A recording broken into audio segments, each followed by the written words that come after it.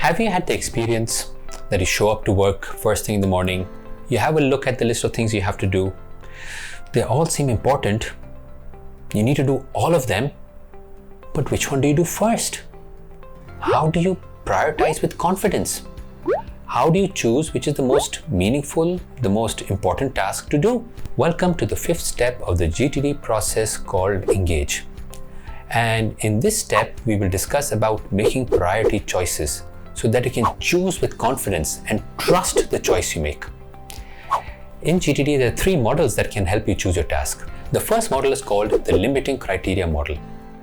Now, typically, folks have 70 to 100 to 150 next actions to choose from. How do you choose which is the immediate next action that has the most meaning to you? Well, in the first model called the limiting criteria model, the first limiting criteria is context. And that is, where are you? If you're at home, you can't move forward on the things that you've got to do at work or at your computer. If you're at your computer, you can't move forward on the things that you got to do at home. Therefore, if you look at your computer list and you just see that there are 5 things that you can move forward on while you have your computer with you, you have automatically chosen or prioritized those 5 over the other that were there on your list. From those 5, which one do you choose to move forward on? Well, then let's apply the next limiting criteria, which is time. How much time do you have? You look at your calendar and you notice you've got 20 minutes till your next meeting, and you then look at your list and you realize that from those 5, 3 of them will take longer than 20 minutes. You cannot move forward on those 3 items.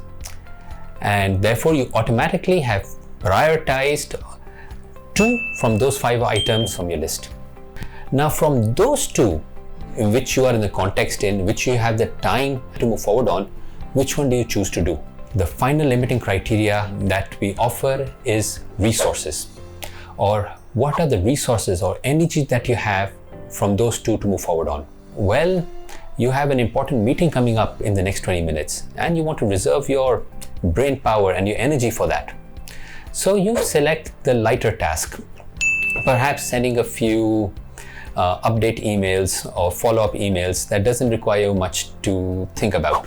So I hope you see that this simple model, the limiting criteria model of using context, time, and resources, helps you prioritize and select the task, the most meaningful and the most important task that you can move forward on given the context, time, resources you are in.